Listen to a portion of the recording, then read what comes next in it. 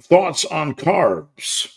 It seems that bodybuilders in the 70s and 80s kept them low year round and focused on fats and proteins. Uh, are higher carb diets better or are the drugs better?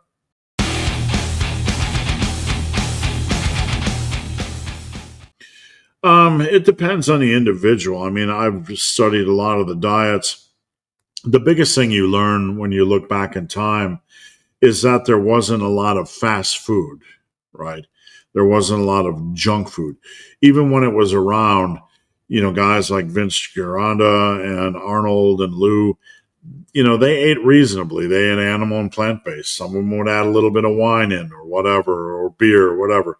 They were men, they were adults, but um, you saw a lot more really low carb or carb restriction during cutting phases or getting prepared for shows. I think some of this was more mental to a degree.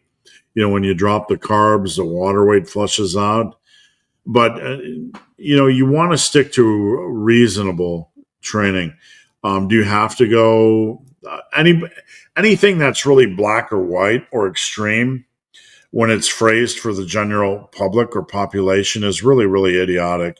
No carbs, low carbs, keto, only animal-based foods. If you want to go carnivore, go ahead. I don't have anything against it. If you want to go vegan, go ahead. If you want to, rely more on carb-based eating, and just get 150 grams of protein a day, that's fine. Doesn't matter. You do you. None of this stuff matters. If you're getting ready for a bodybuilding contest, then there are specific rules and protocols and things you have to do, a reasonable structure. But for the rest of us, none of this matters. It really doesn't matter. Take care of your body with a good selection of animal and plant-based. Don't fear carbs. Fear black and white nonsense, right? If you're eating foods that are full of nutrients that requires the body to work for those nutrients, then you're absolutely fine. You're going to be fine unless you have some sort of a medical condition. The people that say fruit makes you fat are idiots. Fruit, you have to work for those nutrients. You have to work for those carbs in the fruit. It doesn't spike your insulin levels. It doesn't put you on the same insulin roller coaster as eating a Little Debbie snack cake, right? So don't overthink this stuff. Take care of your body with nutrients.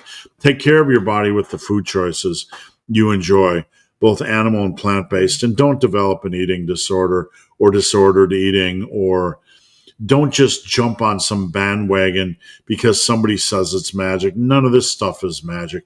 The magic is hard training. The magic is progressive overload. The magic is a good exercise selection. The magic is evolving training based on needs. And the magic for a bulk is being in a calorie surplus and getting in your nutrients and getting in a reasonable degree of protein. As far as elite level bodybuilders at the top end of things, I don't really care because we're not them.